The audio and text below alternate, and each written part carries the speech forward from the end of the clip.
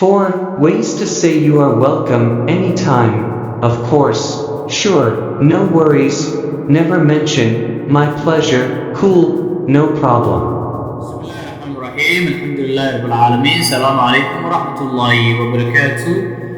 وعشركين اللباتنات بوغين اللبات بوتو عشركين اللباتنات waxa uu ku saabsan yahay waa qaybtii afraad habka loo yiraahdo adiga mudan. Ways to say you are welcome. Ways to say you are welcome. habab kala duwan ee loo yiraahdo adiga mudan. Anytime adiga mudan. Sure adiga mudan. Never mention adiga mudan. Cool adiga mudan. Of course adiga mudan.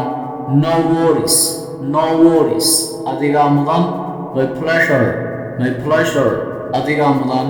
No problem dhibaato ma lahan adiga mudan.